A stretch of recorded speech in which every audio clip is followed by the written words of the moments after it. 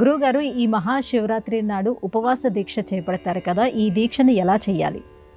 ఉపవాస దీక్ష అనగానే పలువురు ఈనాటి కాలంలో ఈరోజు మహాశివరాత్రి కనుక నేను ఉపవాసం చేస్తున్నాను అని అందరితో చెప్పేసి శివ సంబంధమైనటువంటి జ్ఞానం పెంచుకునే నిమిత్తమై అనేక చిత్రాలు చూడడమో, లేక పుస్తకాలు తిరగవేయడమో, మిత్రులతో సత్కాలక్షేపం చేయడమో, పరిపరి విధాలుగా వారి వారి జ్ఞానాన్ని పెంచుకునే ప్రయత్నం చేస్తూ ఉంటారు. శాస్త్రంలో చెప్పబడ్డ ప్రకారంగా ఉపవాసం అంటే పరమేశ్వర ఆలోచనలతో కాలం గడపడం, మౌన వ్రతాన్ని స్వీకరించడం.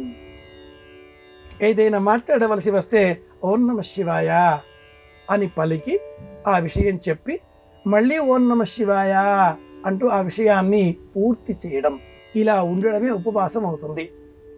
ఏ పదార్థం తీసుకోకుండా ఉండడం భౌతికంగా మనం చెప్పుకునే ఒక నియమం. సమీపే వసించుట, ఉండుట, పరమశివుడి ఆలోచనలకు దగ్గరగా ఉండడమే ఉపవాసం అవుతుంది. పదార్థాన్ని ఉడకబెట్టనిది అయినటువంటి దాన్ని ఒకసారి స్వీకరించవచ్చు. శరీరం ప్రధానం కదా. ఉదయమే అభిషేకం చేసి అభిషేక సేవ కొనసాగిస్తూ పూజ పూర్తి చేయకుండా ఉపచారాలలో 5వ ఉపచారం అభిషేక సేవ స్నపన విధి. పరమేశ్వరుడికి చేసే అభిషేకానికే అభిషేకం అని పేరు. విష్ణువు, శివుడు కాకుండా ఇతర దేవతలు ఎవరైతే ఉంటారో, గణపతి, కుమారస్వామి, పార్వతి, అయ్యప్ప, ఏ పేరు చెప్పుకున్నా ఎవరైనా కూడా ఆయా దేవతామూర్తులకు చేసేటటువంటి సేవ అది స్నపన విధి. ఒక్క శివుడికి మాత్రమే అభిషేకం అన్న శబ్దాన్ని వినియోగించాలి.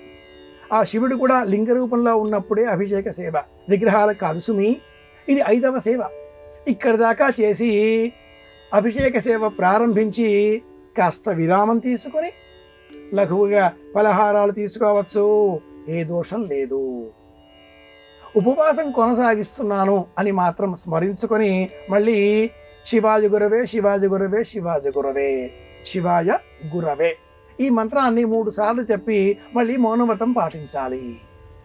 సాయంత్రం వరకు ఇలా మౌన దీక్ష కొనసాగించి తదుపరి మళ్ళీ శివాభిషేకం చేసి మరికొంత లఘువుగా ఏదైనా పదార్థం స్వీకరించి మళ్ళీ రేపటి ఉదయం వరకు శివదీక్ష వ్రతం కొనసాగించాలి. శరీరం సహకరించినప్పుడు మాత్రమే సుమా.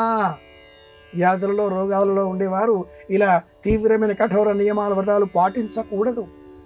శాస్త్రం ప్రకారం కొండంత దేవుడికి కొండంత పత్రి పెడతామా?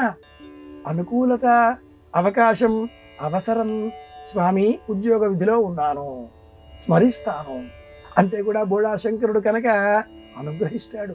ఆగ్రహిస్తాడా? కాదుగా. కనుక శరీరమాద్యం ఖలు ధర్మ సాధనం. అవకాశాన్ని, అవసరాన్ని, సందర్భాన్ని, శరీర స్థితిని అనుసరించి ఉపవాస దీక్ష పాటించాలి. శాస్త్రంలో మట్టుకు ఉడకబెట్టని దానిని తినవచ్చును అని చెప్పబడి ఉంది. ఉడకబెట్టిన వాటిల్లో చిలగడ దుంప, ప్రాంతీయ సంబంధాలకు సంబంధంగా మోరంగడ్డ అని కూడా అంటారు. ఎలా చూచినా కందమూలం, దుంప అని చెప్పుకోవాలి. దీనిని స్వామికి నైవేద్యంగా సమర్పించి అందులో పంచదార కలుపుకుంటారు. మరి ఇంకా అలా ఏమీ లేదు. ఆహార పదార్థం పైన మమకారం విడిచి పరమేశ్వర నీవే తప్ప ఇంకే దైవాన్ని ఎరుగను తండ్రి అనేటటువంటి ధ్యాసతో శివారాధన చేయడమే ఉపవాసం.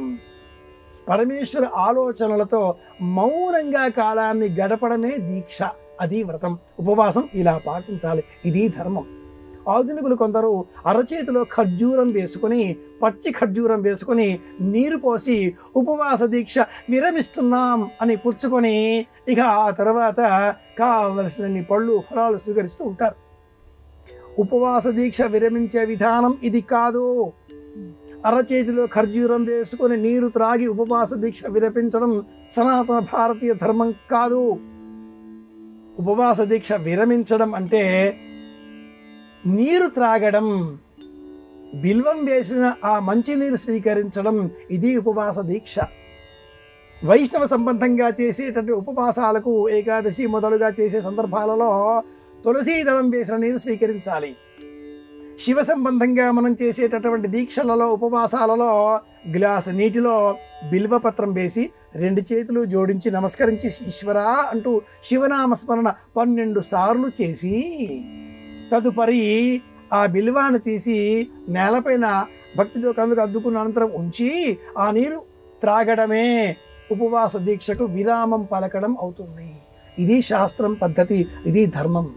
ఇలా విడిచిపెట్టాలి ఉపవాసం. ఇది ఉపవాసం.